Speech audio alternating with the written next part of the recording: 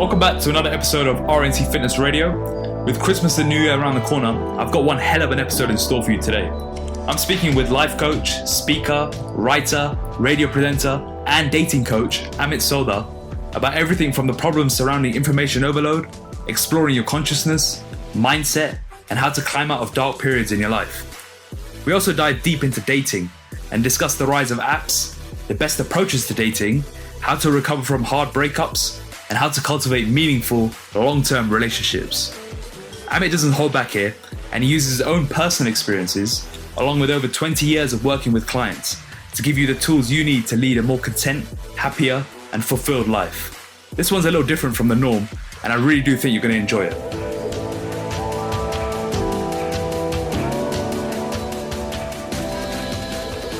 So how's your week been?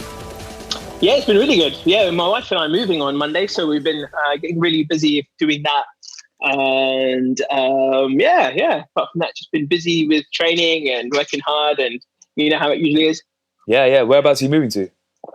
So we live in Hillingdon at the moment, and we moved to Northwood for a few months, and then we moved back to Hillingdon again later when our new house is ready. Oh, nice! You're getting the house done. Yeah, it's a brand new house, and it's not built yet. So yeah, nice. Can I say, nice background, man? You got all pictures up, you got everything, you got full works going on over there. Oh, thank you. Yeah, I mean we're a big picture family, so in the office we have a lot of pictures of pretty much everyone. So we've got all the generations here. It's pretty cool. It's one of the first things everyone says when they see me on Zoom or they walk into the office. And there's my bland white wall. Yeah. Slight contrast, isn't it? Just slight contrast. Just slightly, yeah. So what are you working on right now? What am I working on right now? I actually, one of the key things I'm working on, I'm giving a talk at Coventry University next week. And I've done it. This will be my third year going to Coventry University. And I get asked to go and inspire students, which is always a tricky thing.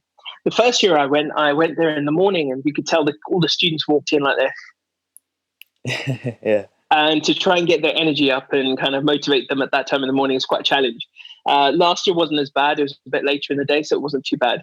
But this year is going to be an interesting topic because it's not something I've dealt with before, but it's very relevant to them, which is about kind of resilience and how to thrive when you're facing challenges and uncertainty.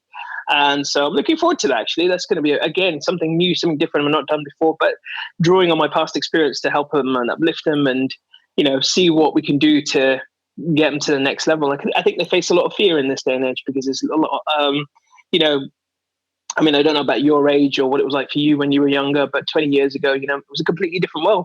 There was, not so much of the internet and everything wasn't reliant on that. There was still a bit of that. You get good grades, you get a job. But I think for them, they face the fact that that's not so much no longer the case. They have to think outside the box. They've got to really sort of apply themselves to find what they really love doing and what they're going to do with it. I think it's not just 20 years ago, even 10 years ago. So yeah, absolutely. Even my generation, when we were growing up, it was a completely different world than it is now. I mean, we didn't have, I think when I was at school, Facebook hadn't started when I started school. It kind of came in around year 10, 11 or so. Yeah. And then by the time I left, there still wasn't like Snapchat or Instagram, but it was that they only came in like after university for me. So I'm glad I kind of missed that generation gap because the people nowadays, it's a completely different experience, right? This whole school. And I think there's so much information out there now. And the biggest mistake people make is a lack of implementation of the information and just being in a constant state of consumption. So just consuming information all day long and never actually taking the time to think about the information they're consuming and then digesting it and then thinking of ways to apply it. And whether this is in their business or in their fitness goals or in their dating, like you just said there, whatever it is that they're trying to improve on, is taking the information and then being able to apply it to your unique situation. Because like you said, people are living in an automatic response all the time now. They're so unconscious of their automatic and it's so well trained that they're not using their consciousness to be able to change that automatic, right? Yeah, absolutely. And again, no critique, right, upon this person. I got a message recently the other day, in fact, from someone saying, and this conversation or their sentence started with, that I've been reading personal development books for years and I watch loads of personal development videos. And that was their qualification. But to me, that means nothing. You can say you're someone who does all of this, but if you don't actually, you read and you listen, but that's great. But do you apply what you know? Do you actually put it into action? That's the key difference. And that's what makes that's what's the difference between set someone apart who's, who just says what they're thinking and thinking that's enough, or someone who actually does it and applies it and actually really goes and makes a change in not only their life, but other lives as well. And so, you can say you read all this stuff and you go to seminars and you do all of that, but unless you're applying what you know, it doesn't count. And that's the key thing. And you've got to be brutally honest with yourself as well. When you take a good look at yourself, ask yourself, are you applying what you know, what you learn? If you pick up a book, if you read a book, let's say, for example, it's Dying to Be Me by Anita Moorjani, beautiful book about her near-death experience. And, she talks a lot in that book about, accepting yourself and loving yourself. But if you pick up that book, just read it and think, oh, that made me feel good for a little while, but then you put it away and you don't even think about it again, you don't actually put it into practice, then what was the point? It was great for that short term, but it needs consistency. You've got to find a way to integrate it into your life and actually apply it and make your life better in some way. Otherwise, I think that book didn't do its job for you. That's not to say it's a bad book or anything, but it's just that application, that really sort of integrating it, being in full scale immersion, learning it and applying it and then going forward with it. That's a common theme in a lot of personal development, right? Not just courses, not just books, but courses as well. You hear a lot of people going to events and getting all motivational and getting hyped up at the moment. And then a week later, they're falling back into their old habits again. They haven't actually applied any of it because it makes them feel so good true. In the moment. Absolutely, and I think for someone who's been in the game for a long time, that's a real slight bugbear for me because I see it so often. It's not a bad thing, but I see them come back and they're really pumped, and then they're trying to coach me, and I'm like, yeah, okay, cool, okay, that's great. I'm good, glad you're feeling good. See how you feel in 3 weeks' time. Let me see you apply what you know in 3 weeks' time when you're feeling like crap, and then let's talk again. Because again, if you're down in the dumps 3 weeks after, I remember the first time I went to a Tony Robbins seminar. Yeah. And I remember you feel alive and you feel amazing when you're there, and everyone's like a family, everyone's hugging each other, you're pumped, you're just like on some next level, and it's great. But the first time I went, I left, and about even just up to a few days later, I got quite depressed because you're there in such a powerful environment, and anything seems possible, but then you've suddenly gone out of it. You've gone back to the real world. You've gone back to work. You're facing the same challenges. You don't have that support around you still. And suddenly everything just hits. And I remember that was the first time I experienced that. And I realized that actually it takes more than just going to a seminar or reading a book. It takes, constant, is that, he even says it himself, it's that little acronym he uses, constant and never ending improvement.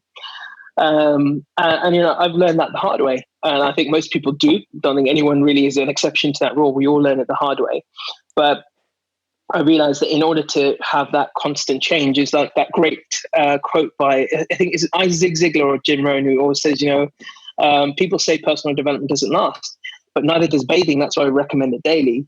And, I took that to heart. And when I was going through some challenging times in my life, literally every day when I was at work, working one of my jobs, I would listen to that Steve Jobs video, his talk at Stanford University. I'd listen to that every single day. I listen to Jim Carrey every day. Every day now, and that hasn't stopped. Every day when I'm at the gym and I'm on one of those pieces of kit that has the YouTube built into it, I'll stick on a motivational video. I'll listen to Motiversity online, and I'll just keep listening, finding new speakers, new topics, new issues. The other day, I've never really done podcasts before, but the other day I've discovered podcasts, and I thought, I'm going to start trying to listen to some podcasts. So I found some good ones, started listening when I was at the gym, and I just realized that you have to constantly feed this tool inside with good stuff. And I'll tell you when it really hit me, Akash, was when it was about 2 years ago. I was driving to Essex every day, and I started to listen to talk radio. And I wrote about this on my blog, and I started to listen to talk radio. And after about 2 to 3 months, I got quite down, quite depressed, but I hadn't made that correlation, because the thing with talk radio is quite depressing. The people are just complaining about, what's going on in the world, how bad life is, how crappy life is. And that's all it was about. And at that time, I didn't realize I didn't make the connection. I was just sitting there thinking, why am I feeling so down? What's going on? I have no idea. And I realized I'm a person who gets quite affected by my environment. And so now I'm more protective of myself in terms of what I allow to go into this, this gray matter here. Anyway, so I thought to myself, after about 2-3 months, I thought maybe it's the radio. So I decided, right, let me just go back to listening to normal music, the stuff that I like, and see what happens. And after about a month, I was back to normal. And it really, really hit me. I thought to myself, wow, just that one change in my life made a massive difference. I've been depressed before, and I know what it feels like, and that's where I was heading to. And I thought, if I don't make a change, something needed to give, then I would continue down that path. And so I thought, right, okay, let's change. And I did that, and I felt back to normal again. So it just goes to show what you feed in here is just as important as what you put into your body. Everyone always takes the mickey out of me. They never see me with that big bottle of water in my hand. Whatever you put into your body is equally as important what goes into your mind, if not even more important. Because if your mind is not in shape, then, to get up and go and exercise or do anything or persist and follow your dreams or whatever, nothing's ever going to happen. So what you feed this is just crucial, it's paramount. And that needs to continue. It doesn't stop. You don't read one book and suddenly everything will change. You may feel good for 5 minutes, but that won't last long. You keep on reading, you keep on learning, keep on watching videos, keep on at it. That should never stop. That learning process should never stop. Yeah, I've heard about the effect of news on the brain before. The subconscious, even if it's just in the background. If you're listening to the news or the radio, and it's always talking about depressing stuff and what's exploded in the world, or what things that are out of your control. But it all tends to be very negative, and that feeds the brain and into thinking like that, right? And it just creates it reinforces that automatic that people have in their brains, and it makes it harder. But because you're super self-aware of yourself, you're able to make that connection, right? I like how you put super in there as well. Super, yeah, you're super aware. Yeah, I love it. But because of that, you were able to make that connection, right? And and stop that happening. And like you said, the mind-body connection is huge, and real health comes from not just health of the body, but health of the mind, healthy emotions, and it's a whole kind of holistic approach that you need to have in order to really feel good about yourself. Absolutely, yeah, and it starts with what you do as a daily routine, and like just in the same way that you might have breakfast. You've got to have something. What's your breakfast for your mind? What's your first meal of the day for your mind? Yeah, and recently I did an experiment. I thought, let me just try and meditate every single day. I haven't kept it up every single day, but even just something as simple as that really helps. And the thing is that as a personal trainer, Akash, right, that when you're helping someone build muscle, the training they do in that moment won't show till at least 3 months down the line, right? You'll start to see the effect. I remember when I was doing press-ups every day, I didn't see the effect of that until I'd stopped doing it, and probably about 3 months down the line, when my body had got a chance to adapt, and I saw the definition was starting to come in my shoulders a little bit and stuff, and I was like, wow, where did that come from? But it's the after effect, isn't it? It's never immediate. You may train and think, you get these guys people who go to the gym and they do one session, they feel pumped, and they're like, yeah, that one time, and that was it, right? And they expect to see a difference, but you don't. You're never going to see it from that one event or one occasion. You have to keep at it, and you're going to see the results of that much further down the line. It's never going to happen straight away. 1 month, 2 months, 3 months later, it's going to happen, and that's where you see it. And and then you start to feel it, and then you start to feel great. Now I'm starting to see a difference in myself. And so it starts with that routine, that habit, and then you'll feel the effects of it a bit later on. Yeah. So you're a man who wears many hats, right? I do. So obviously in the metaphorical sense. Yeah. So why don't you tell the listeners who Amit Sodha is? So I'm right. So where do I even begin? God, so that's always a tough question when someone asks me. So let's start here. So I'm obviously a speaker. I'm a life coach. I'm a radio presenter. So I present on Sunrise Radio. I've been a stand-up comedian. I don't do as much of it now as I used to. But I'm a blogger. I've got one of the longest running personal development blogs on the planet. I've got nearly 1 million followers on Facebook. And aside from all that as well, I'm a dating guru, and we have a group on Facebook called Connect Agent, and we try and help as many single people as we can. Because I went through a phase in my life, it was probably about 2008 where it really hit me, and I thought to myself, I'm terrible at dating, really, really bad. And so I decided to go and learn. So I learned. I spent 3 years learning, and I went on about 300 dates over 3 years. Wow. And I learned, and I got good at it. And, it wasn't just about having fun. I actually wanted to learn. And then after 2012 rolled around, I met someone who later became my fiance. But then I went through a bit of a difficult time, lost my mom, my sister, my fiance at that time. Then we split up as well.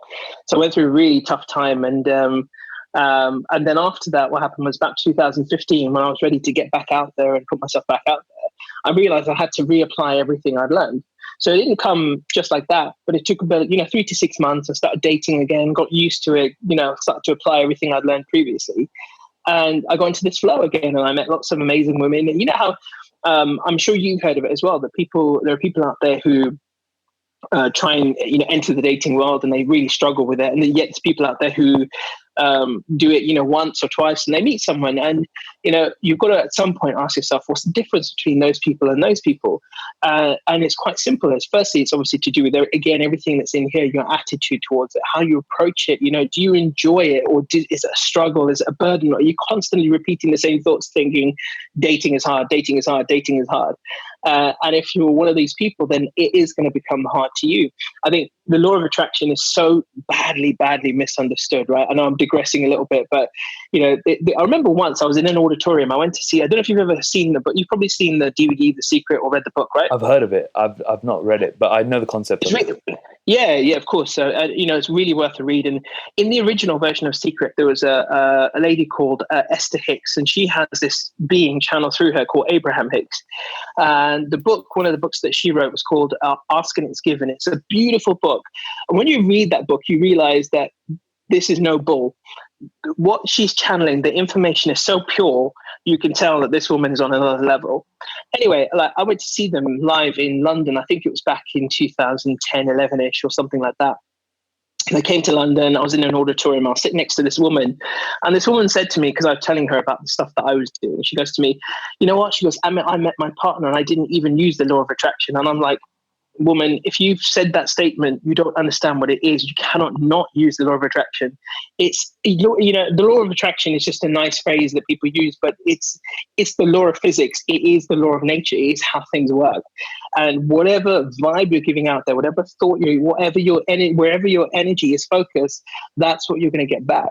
And so if you keep saying to yourself, I can't lose weight, I can't lose weight, I can't lose weight, guess what's going to happen? You're not going to lose weight. So if whatever you're programming yourself in here, that's what's going to happen to you. So anyway, going back to the whole dating thing, I learned, and then I got good. And then in 2015, I reapplied everything. Then I met my partner, who's now my wife, my lovely wife. And she, she's picked up this work with me as well. So we've got this group, and we just try and help as many people as we can. So we have loads of singles events, but on top of that, I coach people one-to-one. And then I do some dating mastery workshops as well to help people really knuckle this down, because for me, it's not just about the dating. There's a lot more to it than that, but it's a good grounding point, because I think that if you can tackle this one area of your life which people struggle with so much, the area that we classify as love, I feel that so many other areas of your life also start to line up and become easier. But it all starts with love. Firstly, how you see yourself, how you perceive yourself, your self-value, your self-worth, your self-love. When you change that, then everything else starts to sort of fall into place a little bit more. I'll give you one quick last example of that as well. So I was coaching someone recently. She was one of my clients. We're working one-to-one. And we got to the last session, and I felt like we weren't quite there yet. So I said to her, look, let's just do one more session. And I think you're almost there. And I think you really you've almost got it. Let's do this. So we did one more session, and we sat down. Literally, we ended up at my gym actually as well, just because we were outside, we were walking. It started pouring down with rain, so I just said, "Let's go to my gym. We'll go there." So we were there, and there we sat and talked for about an hour, and then she got it. I think that like sometimes like a match got ignited, and I could see it in her face. I could see it. As a coach, you learn to read people quite well, and I could see that she got it. Within about a week, she got contacted by a guy on Connectation, and touch wood. I mean, they're only on a second date or whatever, but things are going really well. But I said to her as well. I said, as soon as the switch gets flipped, I guarantee you'll start attracting the right kind of person into your life. And up until that point, she was always attracting the wrong kind of person. the kind of guy who would never make an effort. She'd always have to make the first move. She would always have to arrange the date. She would always have to do everything. But the guy she attracted was the complete opposite. He organized the date. He arranged the date. He arranged to come to her. He's being really nice and really friendly, and the kind of guy who's looking out for her. And this is all the stuff that she was telling me she wanted, which she never used to get. And so that's one example that when you get it, it's literally like a light switch going off, and it becomes quite easy and enjoyable. And that's the last thing I sort of teach people, is that if you can make this process enjoyable, then again, nothing else matters. If you're enjoying it, who cares if you're single? Who cares if you're with someone? So long as you're enjoying yourself, it doesn't matter. And so if you can get to a stage, I got to a stage when I was doing all of this, I loved being single, almost to the point where I didn't want to meet someone. And that's exactly the moment I would meet someone, always, without fail. And I loved it. I made sure I enjoyed that time in my life, because it's my life. I don't want to ever look back with any sort of regret or anything. So I got to a stage where I loved it. I just went out on dates, gave people great dates, whether it ended up being anything or not. And I just had a great time. And I think that's just, if above all else, if you can just learn to enjoy it, everything else will come into place. Wow. There's a lot there you said. A lot to digest there, from a simple question of who is Amit Sodha all the way to there. There's a few points that I wanted to interrupt you on, but I was like, I'm just going to let him flow. He's in the flow. I've got a ton of follow-up questions just on that, but the first thing I want to ask is, what was the switch that you're talking about here? What is the kind of light bulb moment that you're mentioning that you see in a lot of your clients here that works for them and enables them to get into the right state of mind to attract the right person? That's a tricky one. I think for everyone it's different, but it's like, have you ever, I don't know about you, do you ever remember the experience when you first learned to ride a bike? I remember parts of it, yeah. I remember it quite well. I think of it in my life as quite a significant moment, because I remember that there was one time, like literally I was in the park, and I remember it really well, and I just couldn't, still couldn't balance. I was very young, obviously, trying to balance on this bike, and I couldn't do it, but I kept on persisting. And I remember it so well that I just got on that bike, and then suddenly I started riding. And I was like, whoa. And no one was around to see it at that time as well. I was like, damn, no one saw that. And then I just carried on. And then I was able to ride for at least, for 100 yards before falling off. But then after that, obviously, it becomes natural. And it's kind of like that. But, you just keep doing it, and you may not get it. And it can sometimes get frustrating. But if you keep persisting, eventually it will just come. And it's those moments that what I try and do when I'm working with people is get them to that moment that, that will just, it's literally like a light switch going off. I can see in their face that they'll be like, oh, I get it now. So, doing what we do on, say, Connect Asian, we get a lot of, we see both sides. I see when people get frustrated. I see when people lose their rag a bit, and they get a bit disheartened and downhearted about this whole process. So what I try and do is turn that around and get them to the situation where they never feel that, because they never feel there's any sort of no success, even if someone turns them down or things don't go so well. You just kind of have to, as I call it, the most powerful 4-letter word in the English language. Next. Don't worry about it if someone doesn't like you. You just carry on. You just carry on meeting people, and that's it. I always found that sometimes people would come back. If I just let them go and didn't worry too much about it, they would always sort of come back and call me back and say, oh, don't give up so easily, sort of thing, But if I was just chilled out about it, and then I would just joke around and say, yeah, of course I didn't. I was just playing it cool, and just have a laugh with it and just have some fun with it. But when working with people, it's just, I get to that point where it's just literally that light bulb moment, that split second where suddenly they can ride a bike. And as soon as that happens, you're done. You don't even need me anymore. You're fine. The rest of the pieces you'll put into place on your own. But it's just that moment, that one thing that just gets you riding that bike. And it's all you. I'm just helping you along. It's like I've taken your training wheels off and I just push you along, and that's it. Then you start riding. And that's it. Then you learn the rest of it on your own. You start doing wheelies and jumps and all that kind of stuff, using the metaphorical of riding a bike. But that's exactly how it is.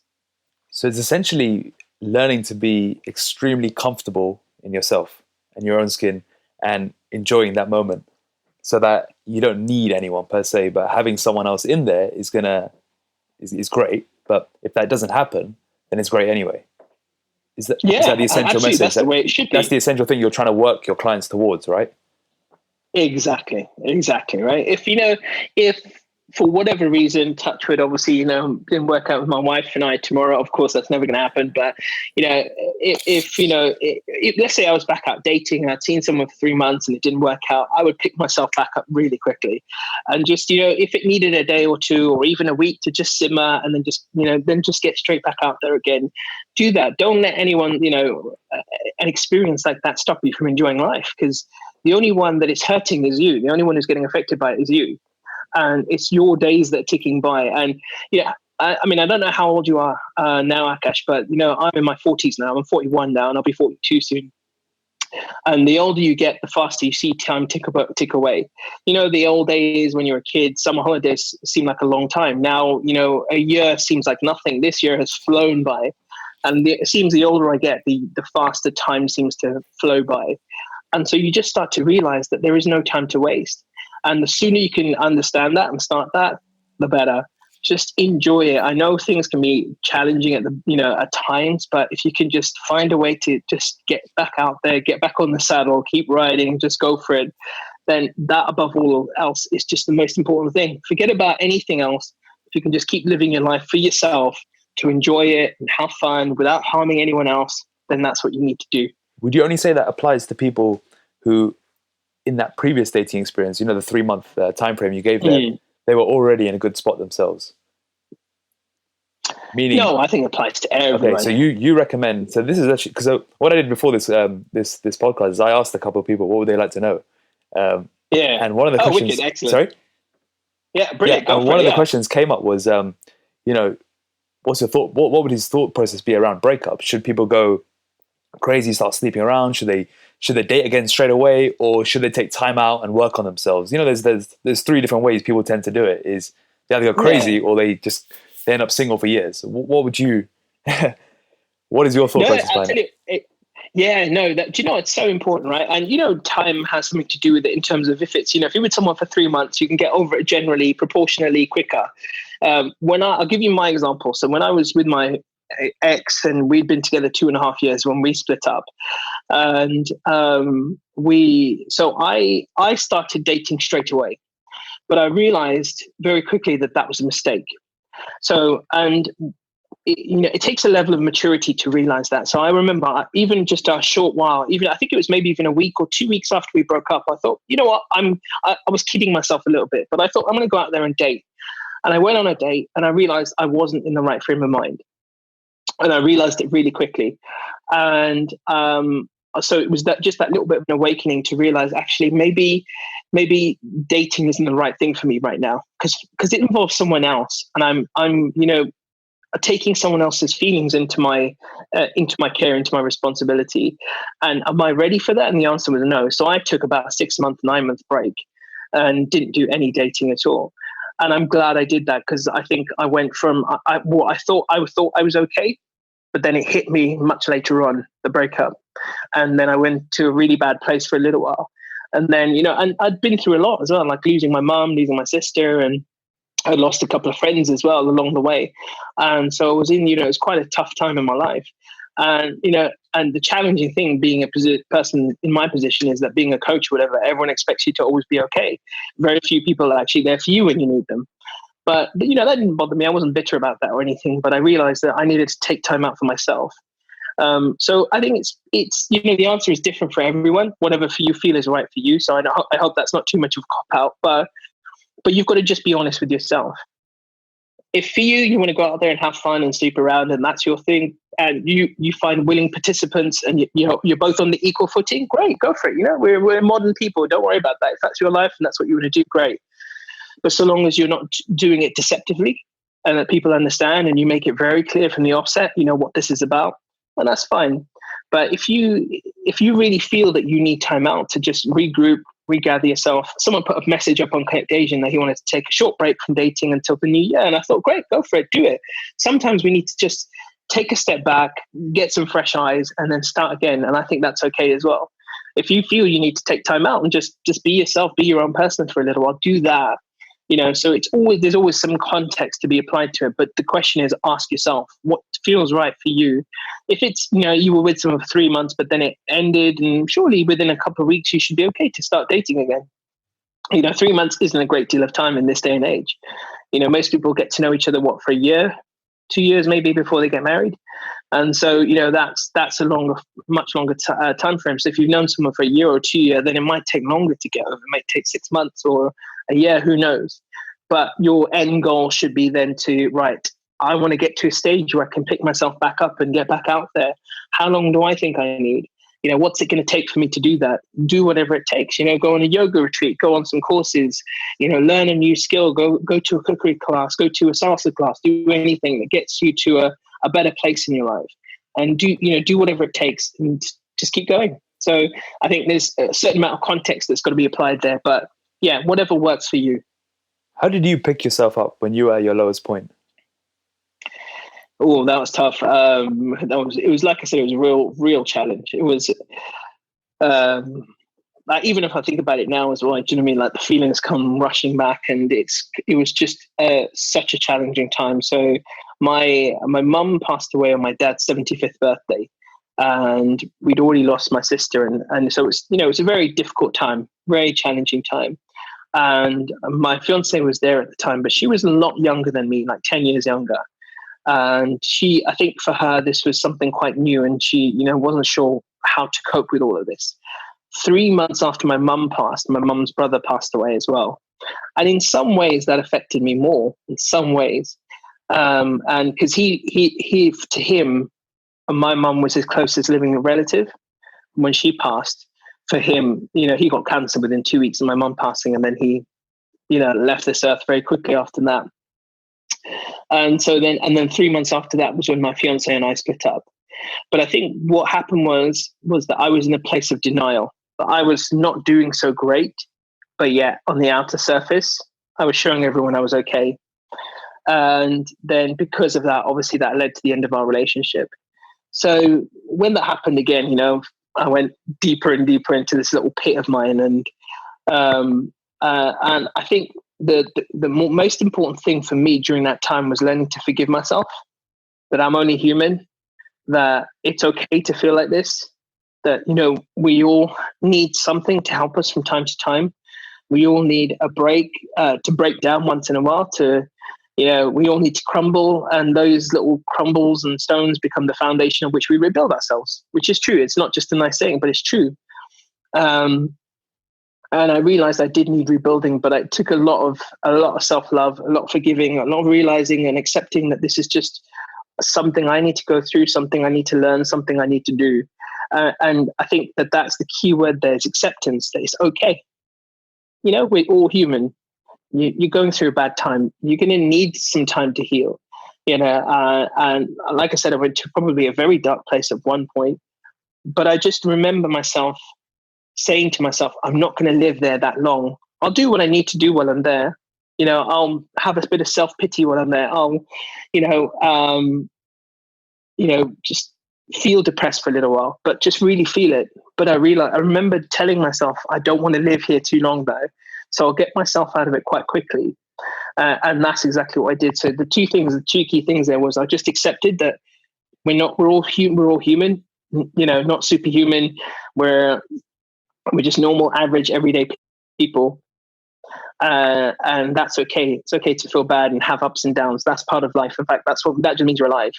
And the second thing was to remember not to stay there, not to become a victim, not to let those things become the reason. And I said to people that, my life is this way because of this, because this has happened to me.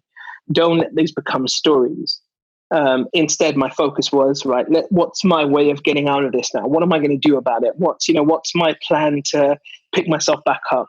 And that became the focus. So instead of focusing on everything that happened, all the bad stuff, I focused on what am I going to do next? And those are the two keys for me. What would you say to people who don't have those tools with them in that moment?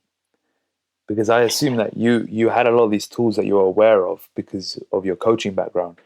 But what about for people who don't have that background and don't have many people around them to speak to about these sorts of things? and they don't have the tools, what can they be doing?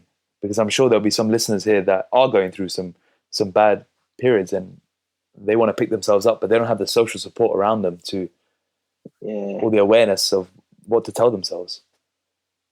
Yeah, I think it's really hard. You've just given the ultimate scenario, right? No family, and you don't have those tools, or you don't have a good support. And the reason I asked that is because I literally had a conversation with someone yesterday who was opening up to me about an issue that she hadn't been able to speak to anyone. And she said that, there's a lot of taboo around the subject and her friends and family don't understand. But, as a trainer and a coach, you hear things that other people don't open up. They don't open up to other people about. So it is a common situation, I think. And a lot of people are stuck in that situation. So what advice could you give to those people? So it's funny you asked this question because I faced it myself recently as well. I got asked to give a talk on mental health quite recently, and there was a lovely lady. She started her own mental health support group called Reroute, and she was the reason it started was she was going to the Mind charity. But the meetings they had were generally for older people, so for sort of 45, 55 plus. But she herself is, I think, in her late 20s, early 30s. So she decided to start her own support group. And so she got in touch with me and said, look, Amit, would you kindly come and give a talk to my little group? And it was only, when we got there was only like sort of 8-10 people there in total. And she said to me as well, she said she'd asked a lot of coaches, but most people hadn't got back to her. And I said to her, absolutely, I'll more than happily take it on board. Not for that reason, but because I wanted to. Because I've been there and I experienced it in my life in a much younger stage in my life where I wanted to end my life. And at that time, I didn't have the tools and I didn't have the support structure around me. Like I didn't have the friends that I have now. My family at the time I felt wouldn't understand my situation. And so I didn't have any of that. That was in a horrible place, a really dark place. When you want to take your own life, that's rock bottom. And so at that time, when this happened, and when I was giving this talk, there was a lady there who came, and her son had committed suicide. And on the surface, on the outside, he was someone that everyone sort of like was a very happy person, but also his closest friends and family knew that he was going through a lot. And then, his mum found out obviously that, something had happened and it was horrible. And, I don't want to bring the tone down and everything, but it's an important subject to discuss. And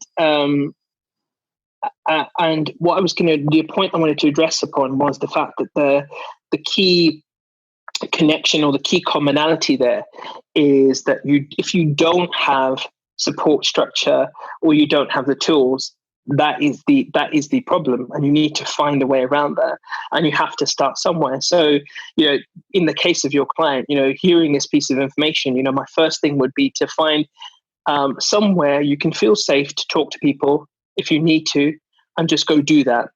Because even if it's self-pride, because for me the challenge was self-pride would stop me from doing stuff like that.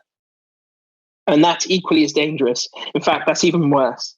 You have to sort of find a way to get past your own pride, your own self, and do something about it.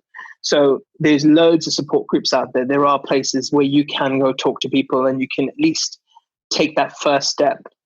But when I was in my really low point back in my very early 20s, I picked up a book which ended up being the book that changed my life, which is a book called Conversations with God. That's a beautiful book. Don't know if anyone's ever heard of it. And there's about 22 books in the whole series now, and I've read pretty much every single one of them. But that was for me a big turning point. That was a really big turning point. It really just opened my eyes and made me start to see things in a very different way. But there's lots of things you can do. And I think first things first, if you're feeling like you've got no one to talk to, find somewhere you can go and offload and talk to people, talk to some strangers, get some help. Just do that above all anything else. Secondly, I would say then if you start to feel a little bit better after doing that, take a next step. Don't just stop there though. Take a next step. Find something you enjoy doing. Let's say do a cookery class. Go to a salsa class. If that's too wild for you, take up a sport. I mean, almost 19 years ago, I took up badminton and I loved it, and I play it still, and I play competitively, and I absolutely love it. And that for me was one of my things that always kept me sane. being able to have some outlet. First, it's a very social sport. You play in clubs. There's loads of different people. You enjoy yourself and you have a great time.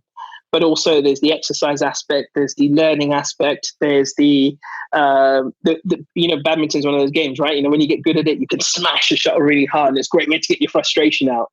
And so there was, for me, badminton was like an all-rounder, kept me fit. I was learning, allowed me to express some of my emotions, get my frustrations out. It was just brilliant. I loved it. And so, that could be the second step. If you find something you enjoy, then do that as well. Try different things, but don't stop yourself. If you try one thing and it doesn't work out, don't stop there. Try something else and see what happens.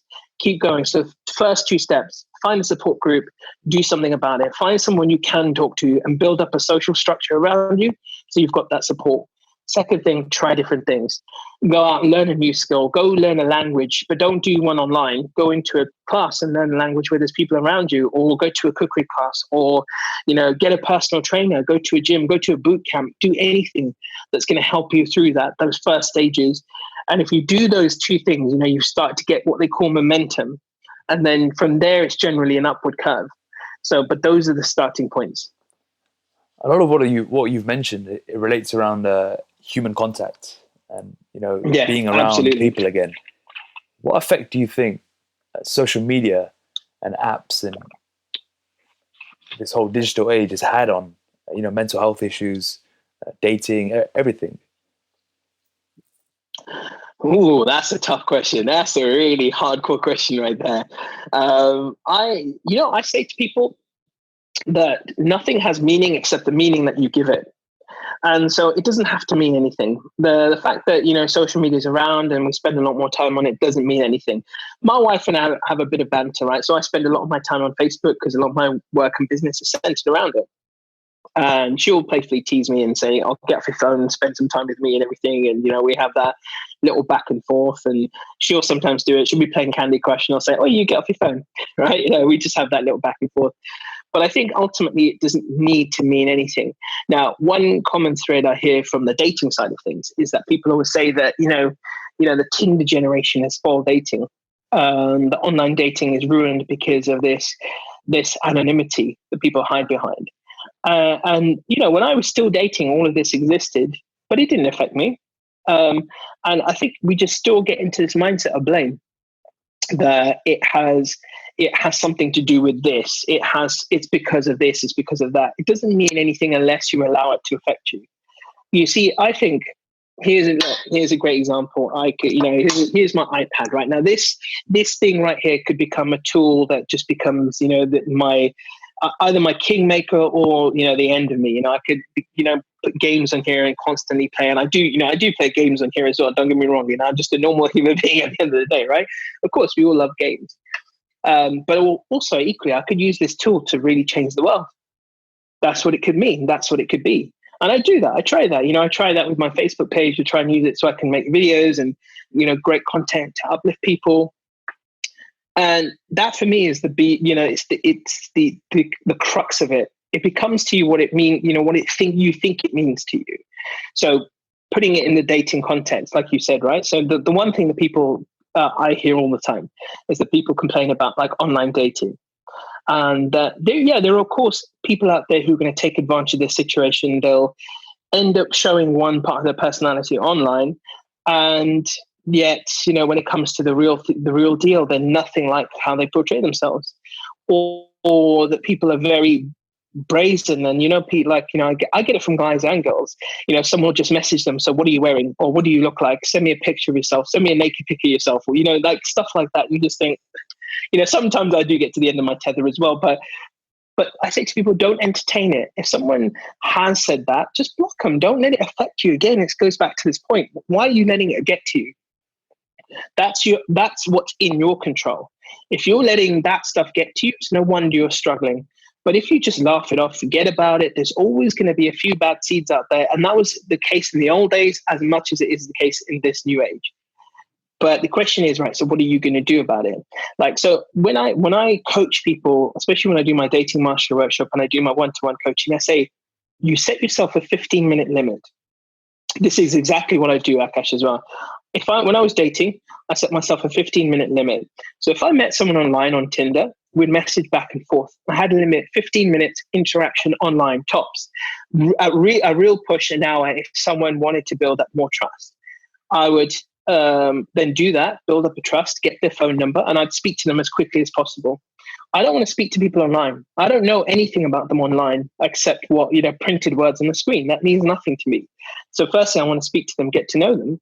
And then when I've spoken to them, again, usually a 15-minute rule or an hour rule, that once we've spoken, I'd say, right, great, this has been fun. Let's meet for coffee, get to know each other face to face. And I'd arrange those dates.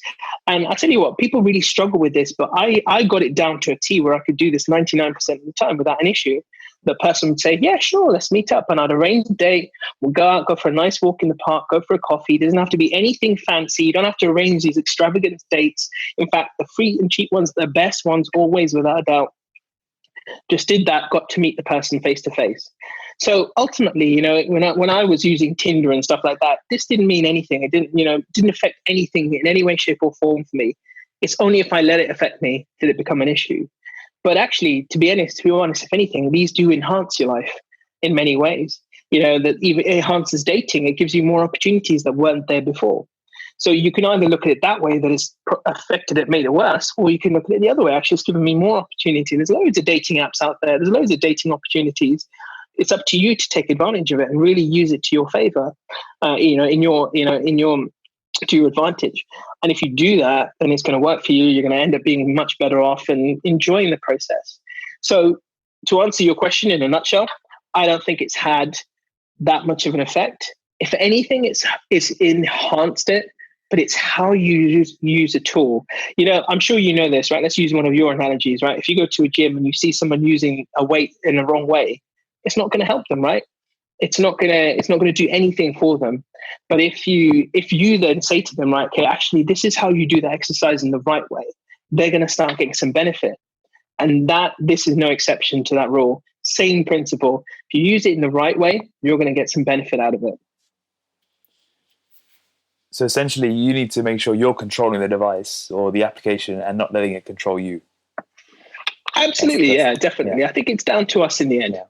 Do you think it's created a sort of instant gratification, easily disposable culture in dating? Oh, definitely it has. But again, it's the same thing, right? So then what can you do about it? Doing what we do, we become privy to so much information. And the coaching that I do, trust me when I say there's no intimate detail that I haven't heard. Trust me, if you think there's something I haven't heard, there's nothing I haven't heard. Honestly, I've heard all of it. And there is a bit of immediate gratification, but again, you're the one who's in control. You're the one who decides, what am I going to do with it? How am I going to, what's my MO? What's my modus operandi? How am I going to use these tools? What I'm going to do with them? You decide. Let's say you want to put, you stick to a couple of dating apps. Maybe you want to use Tinder and Shadi.com. That's, no advertising. I'm not affiliated with any of those guys, right? But, or Connect Asian, of course, our group Connect Asian. Let's say you say to yourself, I just want to stick to 2 platforms, then do that. Stick to 1 or 2, try them out for a while, for 6 months, a year, see how it goes. And if they don't work out, try a different one. But you are the one who's in control, and and to go back to your question about the gratification thing, definitely. So there's people out there who will abuse that trust of the internet. If you're going to be using it, you're taking it with a certain amount of faith. And there's some people out there who are always going to test your faith. Let's put it that way.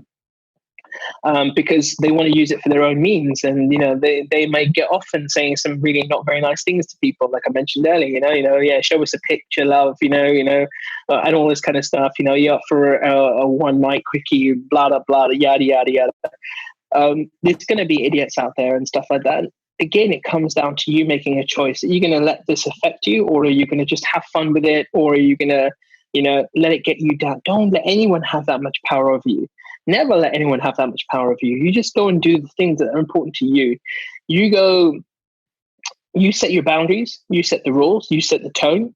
And if someone ever comes across like that, you have the power to block. You have the power to remove them and just never have to speak to that individual ever again or see them ever again on your social media. There you go. That's within your power right there. I see people who get into a response, they get into a tech with these people and start replying back. And I'm like, why are you wasting your time? Why are you wasting your energy? Unless you're going to respond. What I say to people is, if you want to have the last laugh, do that. Because you may as well write something that's going to make you smile, send it so they read it, but then you block them immediately. Because at least you go away feeling, I got that out of my system. And you've done it then. And it makes you feel a lot better out of it. So do that. If you want to do that, do that. But ultimately, you're in control. You don't let anyone waste your time as well. This is your time. This is your life. Don't let anyone else waste it. If you're meeting these people who are the instant gratification seekers and just don't care about anything else, they don't care about your feelings, just say next, move on as quickly as possible. I think this is great. I mean, the overriding theme through pretty much everything you've said so far is you are in control of yourself, and Absolutely. You are the controller, right?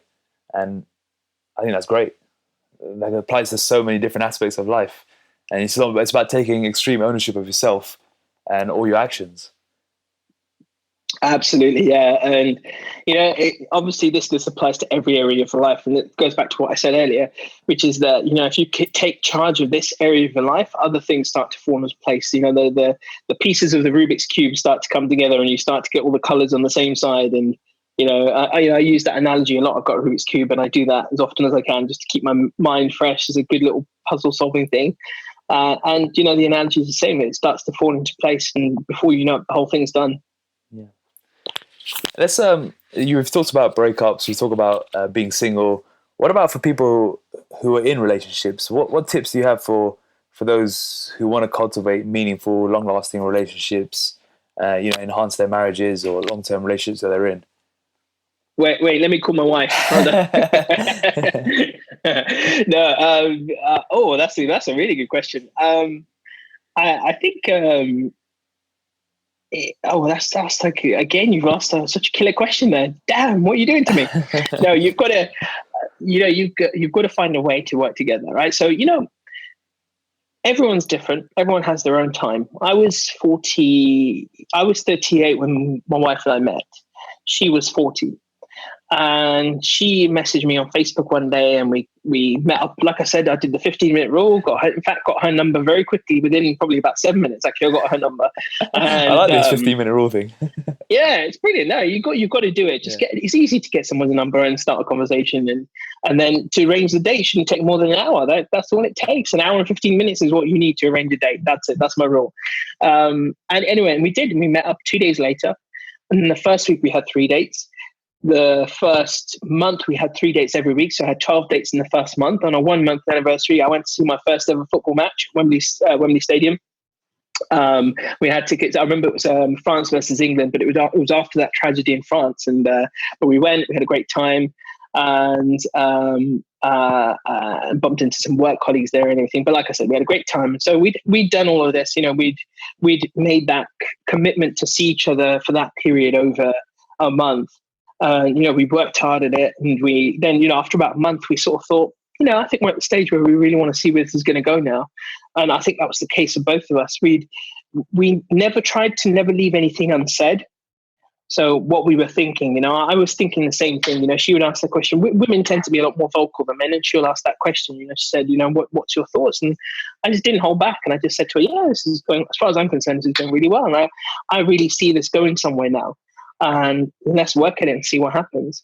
And I think that's where a lot of things can go wrong, is if it's not unsaid, or even if my answer was different at that time. Even if I'd said to her, I'm not sure yet, but do you mind if we give it, a few more weeks and just see how things go? At least I've vocalized it and she knows where she stands then. So that was the early stage in the relationship. And then moving on from that, in terms of if you've been with someone, 6 months, a year, and you're planning the next phases, I think making your intentions known and kind of, because so I think what's important is that we function in a traditional heterosexual relationship. We function very differently. There's an alpha and there's a beta. There's the male and the masculine and the feminine. That doesn't necessarily mean the man is the masculine and the female is the feminine. It's sometimes you get relationships that go the opposite way. In a gay relationship as well, you might have one person or one party that takes more of the alpha role, one that takes the beta role. In a lesbian relationship, whatever the kind of relationship, you generally have this pattern of behavior that precedes it, that permeates it. And so as the alpha, my wife and I, we traditionally have the alpha beta role. So I'm the alpha, she's the beta. And that doesn't mean one is better than the other. It's just, you have certain traits that you operate by.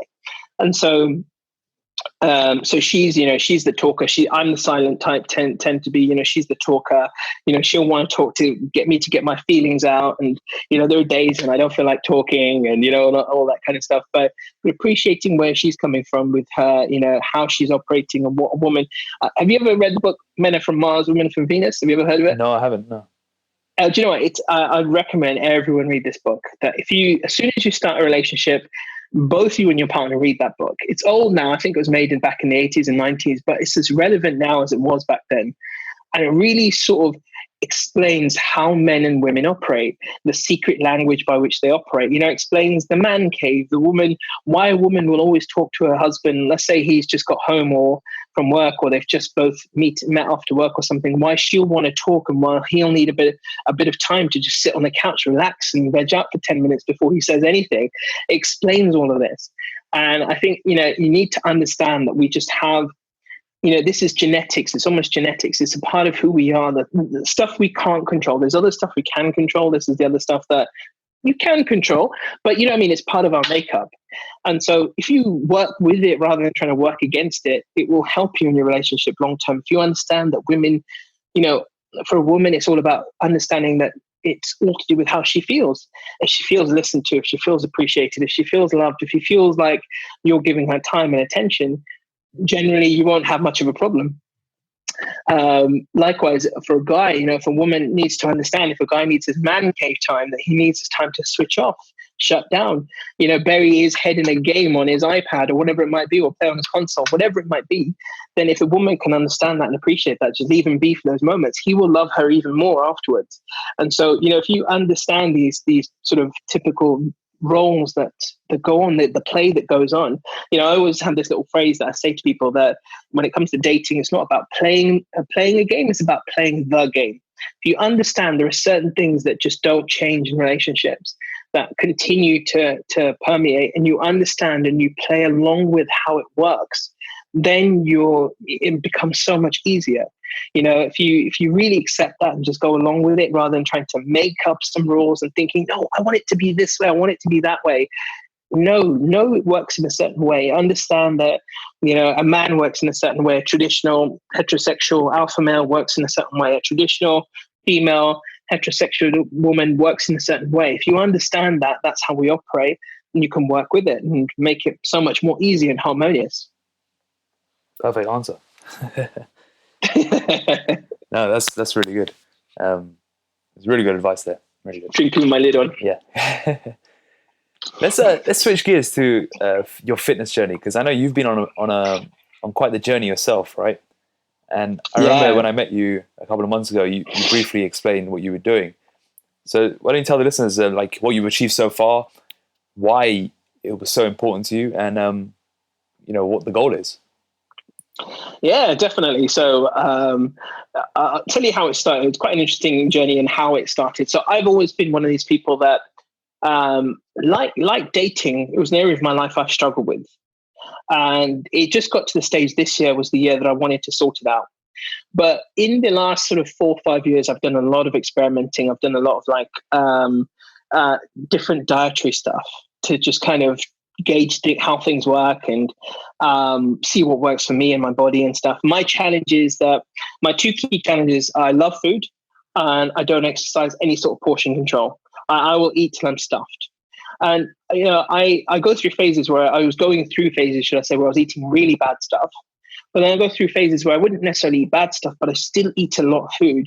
And so that's why I've always had this extra bulk around my waist. But most recently, so 2017, I watched that documentary, Fat, Sick and Nearly Dead. Don't know if you've seen it. And there was this gentleman on there who went on a 60-day juice fast. And I think in total, he lost about 87 pounds, about 30 odd kilos or so.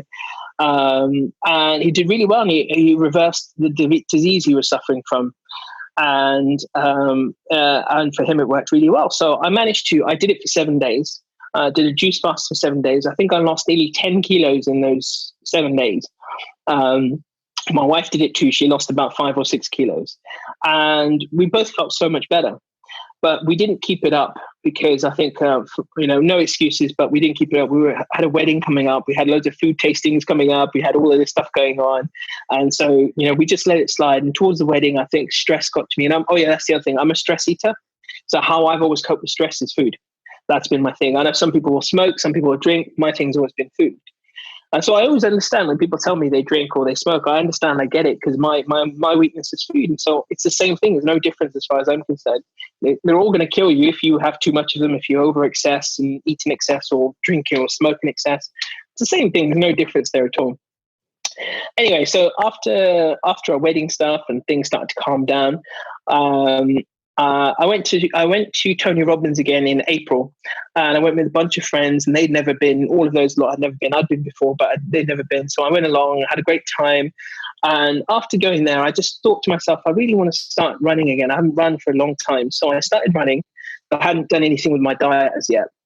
But what really shifted for me was the end of June. Towards the end of June, I was at a birthday party, so it was my friend's 40th birthday. And there was 3 of us there, and you know how sometimes most, like when you have a few guys around like that, it's always boy banter, taking the mickey out of each other, your mum, now your mum, that kind of boy banter that you normally have, right? And but it wasn't. This conversation was all about our health. And it was just a sign of the changing times, right? We're all getting a bit older. So one guy had just been into hospital. He had just had an operation, and the other guy had also been into hospital, but he got rushed into hospital. He had this rash all over his legs for no reason, apparently. And it just got me thinking. I started to realize, we're not getting any younger. And if I don't do something about my health now, then I don't think I'm ever going to do anything about it. And I'm going to suffer later on. And I'm feeling it anyway, because now when I play badminton, it takes me a couple of days to recover. My joints are hurting. My body is hurting. I get loads of back problems. And so I realized I needed to start doing something. So I decided to try the juice fasting again, but to make it easier, I added in 1 meal a day. So I was eating 1 meal a day, and I was having 2 juices to supplement my food. And so I started doing that, and I did that for about 60 days. And I lost, I think, in total about 12 kilos doing that. And I was starting to exercise more regularly. So in August, I think it was, I took on a 30-day challenge to do at least 30 minutes of exercise as well during the month of August. Every single day I'll do something, even if it's just a walk for 30 minutes to get my exercise going and close my exercise ring on my Apple Watch. I would do that. So I did that in August, and I managed to do that, and it kept up. I think I missed 1 or 2 days maybe in that whole month. And then it sort of just became a habit. And so since then I've carried it on. Now I'm back to the stage where I'm eating normally, just having 3 normal meals a day. But I'm exercising regularly. I pretty much go to the gym most days. I still play badminton as well. And I've lost nearly 3 stone, I think. And I've definitely gained a lot more muscle. I'm not sure the exact amounts. But I see it when I look in the mirror. I can see my shoulders now starting to form, my arms starting to form. My legs are skinny as it is anyway. And they've always been good because I've run marathons and I've run half marathons and so forth. So I've done a lot of running. So my legs are not the issue for me. It's always this excess that I'm carrying in my belly. So I went on that journey. I did the fasting, like I said. I took on the exercise, and I've improved my diet, and things are a bit better. And I've also sort of taken the vegan track now as well. So I am not 100% vegan, but I'm going down that route. So if there's a vegan option available, I'll try and eat it. But I try and keep my diet a bit more sensible, a bit more eat a plant-rich diet. For 80% if I can, and the other 20% I'll just eat whatever I want, sort of thing. And I gave up coffee, by the way, as well. So the whole journey has been going on for about 140 odd days now, I think. And things are going pretty well. I've still got a lot of work to do. I think one thing I've noticed in this whole journey is that has become crucial for me now is the next step, which is portion control. Because now that I'm eating normal meals, I'm still eating, I feel, is too much in one meal, one sitting. And I think that I've noticed that days when I really control my portion, weight seems to fly off. Whereas even if I don't eat much later, but if I have one big portion meal, then, the weight seems to stay on, or come back on a little bit. And so I think what I've learned through all this experimenting I've done is that, juicing is fantastic for the body if you want to turn around your body quite quickly. And not only that, infuse yourself with some high level nutrition, go for it. I was making these superpower juices with, cucumber and kale and apple and mango and spinach and all this kind of stuff. And I blend it all together, add some super greens and, supercharge this juice and drink it. And I felt so much better doing it. My tummy was better. My digestion was getting better, and everything was starting to come together. But as I've sort of relaxed a little bit with my diet now, I start to realize that, you've got to keep that. If you're going to take on something like that, you've got to keep it up. But also the key thing for anyone really trying to lose weight is definitely portion control. That is just crucial. It's so important that you have to find that discipline somehow. I'm not there 100% yet. I'd be lying if I said I was there yet. I still overeat from time to time, but that portion control is just paramount. Yeah, I mean, ultimately, it's a reduction in calories. I mean, I'm not a big fan of juice diets because they're not sustainable, in my opinion. And I think you've experienced that, in that, you can get a lot of weight off very quickly, but it's, how much longer are you going to eat once a day and just have juices, right? So it's not a sustainable method to dieting. And like you said, a really good point you made is you spent, say, August building the exercise habit. And I think a lot of, when it comes to long-term sustainable change, it's all about building habits and behaviors around your lifestyle that makes creating a calorie deficit, if your goal is weight loss, an achievable goal. And you mentioned now that you find it hard when you're on one meal a day, and it's likely just because you're so hungry in the lead up to it that your portion control is very difficult to maintain. Whereas when you have 3 meals a day, it's now a matter of retraining the old habits and exerting that portion control that will allow you to then drop body fat. But I think the overriding message you've given there about building habits is really, really important for anyone who's trying to make a change in any area of their life, right? You were talking earlier about the habit of taking control, the habit of saying next, or the habit of, it's all about building habits in your life. Yeah. I tell you what, during this whole journey, the one thing I learned during that fasting stage was that, so I was having that 1 meal a day and I was having the juices and stuff. And I would have a fasting window of about 16 to 18 hours to get my body into ketosis mode. And I'll tell you what I found was amazing about that thing. There was a few days during that period where I did a 24-hour fast. And I'll tell you this, I've never felt so good in my life as when I've completed a 24-hour fast. There is something magical. The science is behind it now. There is something magical about your what happens to your body's ability to heal and regenerate when you fast and give your body a time to recover from eating and everything else. If you decide you don't want to exercise during that period, but I did exercise as well. So at the end of 24 hours, I'd go and exercise.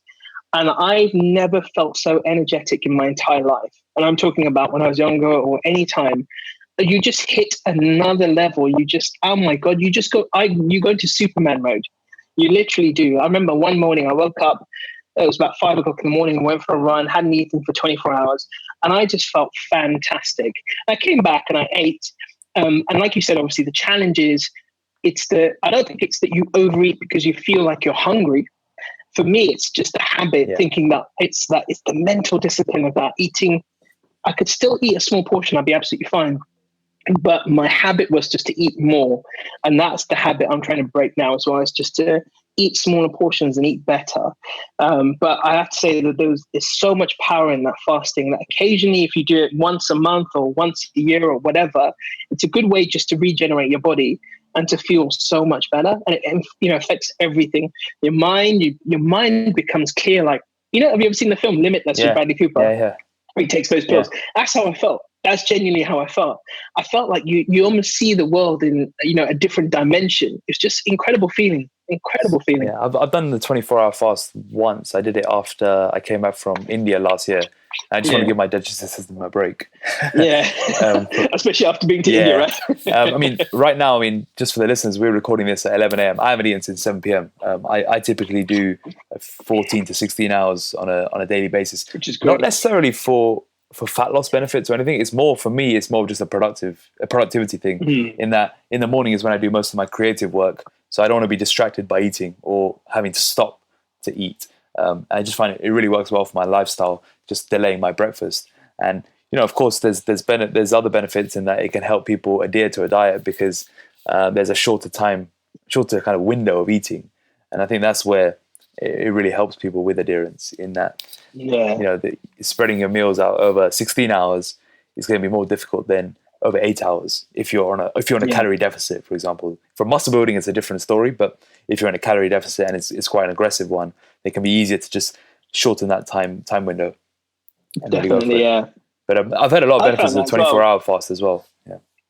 Yeah, I found that as well. Exactly what you said there. Just from a productivity standpoint, doing that eating window, and then just having a window where I didn't eat at all, and like I didn't feel like starvation or anything like that. Just once you got into the habit of doing it, it was easy. You didn't even think about it, and I felt like I was getting a lot more done. Yeah, amazing. What's next for Amit Sodha?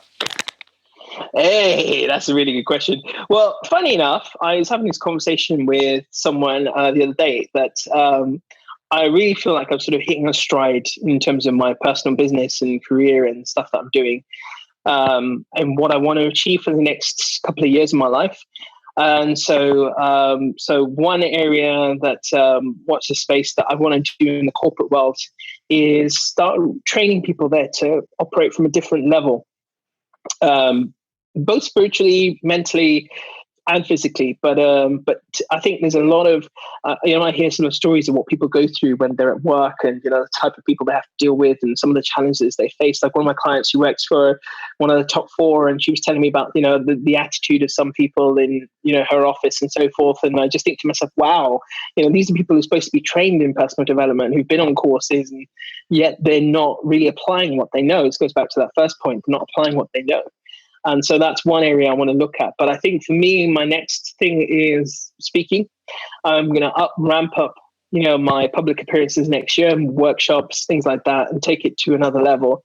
I've always loved speaking in front of crowds and audiences, and I think this is probably my number one passion in life. Is that that what Steve Jobs talks about? That when you love what you do, time just disappears, it evaporates.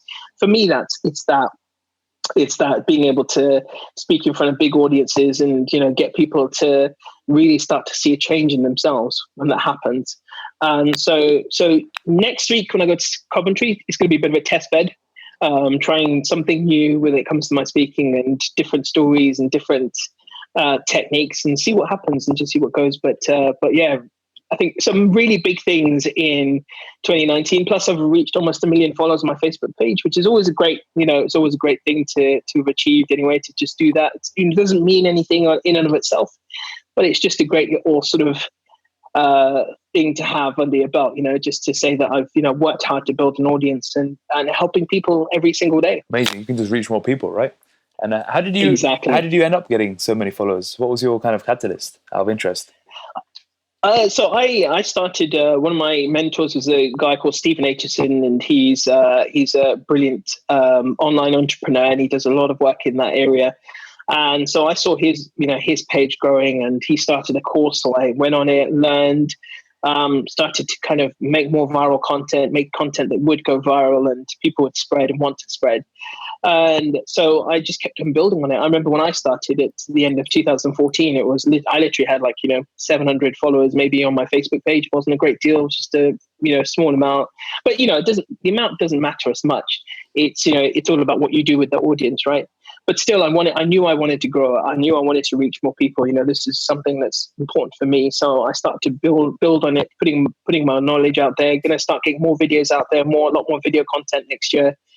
And so that's kind of how it all began. And I think it's just a tool to reach people, to get the message out there, to help people, to uplift people, to help people reach that next level, to remind people to apply what they know, not just to sit on it, just to keep working at it. That, you're never going to have good days every single day. You're going to have good days and bad days, but what matters and what counts is what you do on the bad days, how you deal with it.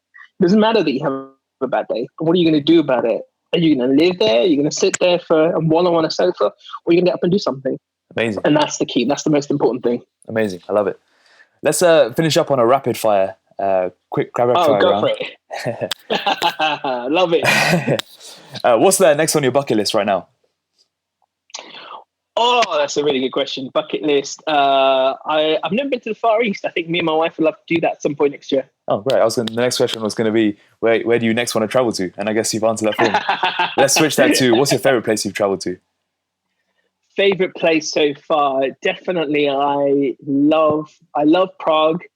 Croatia was beautiful. Croatia was absolutely beautiful. Gorgeous place to go and visit. And I think when you go there, you'll just fall in love with it. Cool.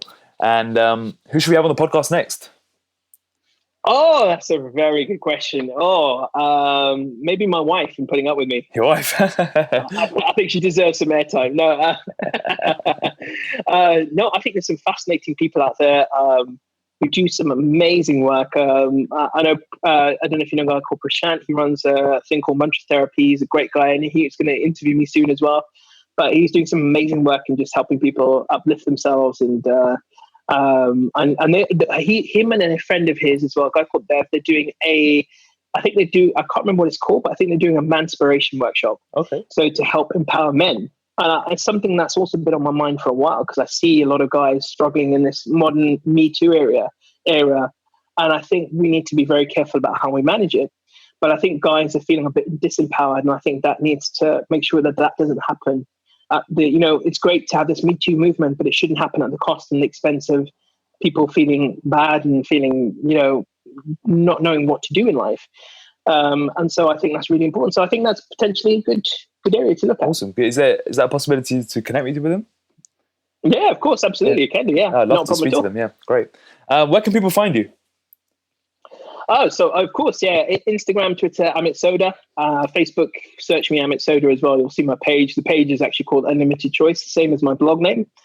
And everywhere else. I'm always at the PA networking. I'm often at BNI meetings as well, subbing for people. I'm known at the Horizon as the BNI sub there, Mr. Sub. So I'm always subbing there. And so you can always find me all around. Amazing. And of course, lastly, Sunrise Radio, Friday and Saturday nights from 10 to 1. Amazing. Thank you so much, Amit. If you enjoyed today's episode with Amit Sodha and you think other people will share value in this, please share with your family and friends. For more information, please visit www.rntfitness.com or follow our social media account, RNT_fitness on Instagram or at Akash Vagela. Thanks for listening.